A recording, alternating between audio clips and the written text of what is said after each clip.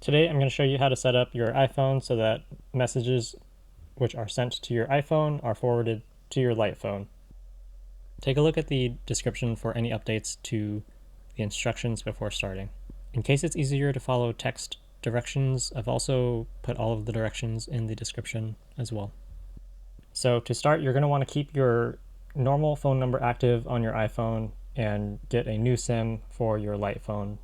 Yes, this does require 2 active phone lines because you need to be able to send and receive SMS on both of these phones. And on the iPhone, you're going to want to go ahead and download the Apple Shortcuts app as well. Now, the way that this works is that we're going to be leveraging the Apple Shortcuts app to detect incoming messages and forward them to your light phone. In part 2, I'll show you how to detect messages sent from your light phone and parse the command in order to do things like reply to messages as if they came from your iPhone, as well as receiving a weather forecast on your light phone. Now, I've tried to make this as easy as possible, but there are a lot of pieces to it. So I moved what I could into a shortcut that you can just import, but some complex parts of this will need to be manually created. So before we do anything, you're going to want to go into the link in the description and download the FormatMessageForForwarding shortcut. What this shortcut will do is parse out the various fields that we'll be passing in and then format the text that we will then use to forward to your light phone in the next step. Alrighty, now that we have the shortcut downloaded, we're going to want to go to the automation tab and create a new automation. Scroll down and choose message. Now choose the sender whose messages you would like forwarded to your light phone. For now, I'm going to choose my Google Voice number and we'll move on. You can edit this list at any time, so choose your own phone number for now. Unfortunately, Apple doesn't allow you to run this automation for all messages, so you have to filter it by senders or whether a message contains certain text, which can't be blank. Now change it to run immediately and hit next, and then select New Blank Automation. The first action we will want to add is a count action to count the number of recipients. Set it to count the items, and then choose shortcut input for the input. Type message, subtype recipients. This is to help the shortcut know if the message is from a group chat or not. Next, we want to add a repeat with each action. Clear out count and select shortcut input. Choose type message, subtype recipients. This is to build up a list of the recipient names and phone numbers. Add 2 add to variable actions inside the repeat with each action above.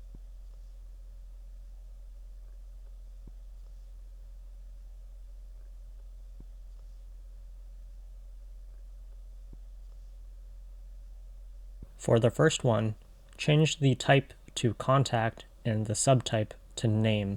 This will give us the name of your contact. Make sure this says repeat item and then change it to contact.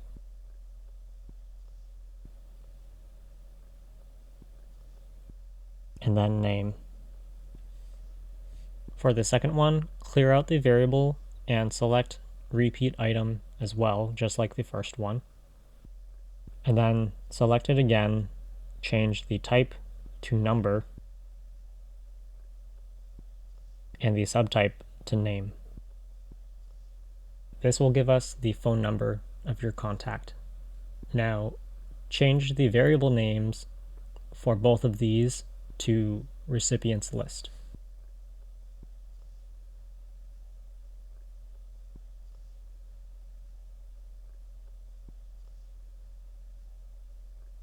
You have to make sure to type the variable names just as they appear here.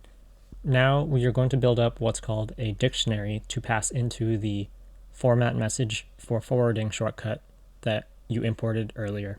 Add a dictionary action.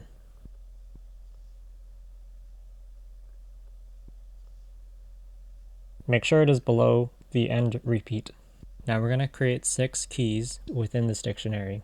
For the first one, create a text key titled message and set it to shortcut input, type message, subtype message.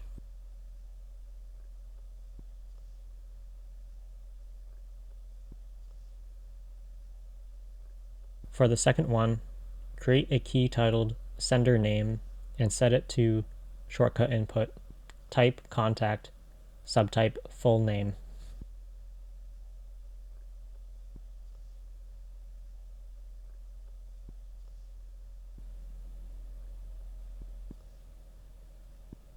For the third one, create a text key titled sender number and set it to shortcut input, type message, subtype sender.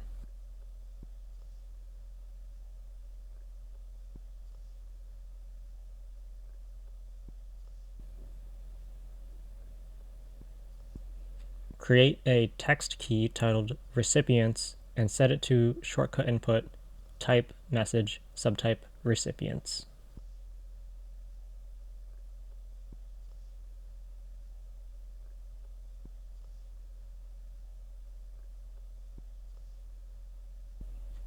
For the fifth key, create a number key titled recipient count and set it to the count action result that we created earlier.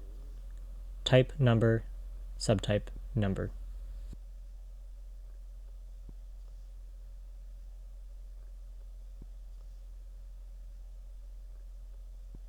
For the sixth key, create a text key titled recipients list and set it to the recipients list variable we created earlier.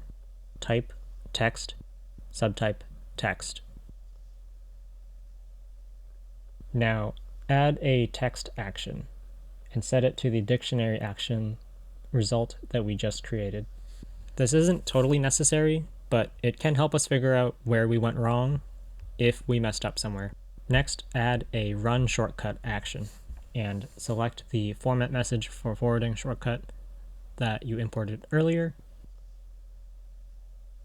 Tap the little arrow to show more options and select the text action result we just created for the input.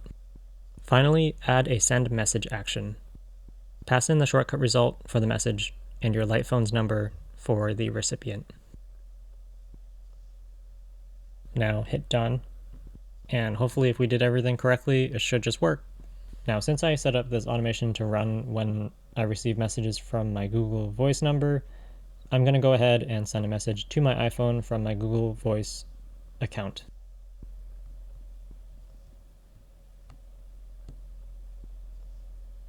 Now I've got the message from my Google Voice number sent to my iPhone, and we'll see here that it was forwarded to my light phone. Now, to test this, if you chose your own phone number earlier in the automation setup, you can just send a message to your iPhone from your iPhone, and it should forward to your light phone. The solution isn't perfect, and there are a few limitations that I found.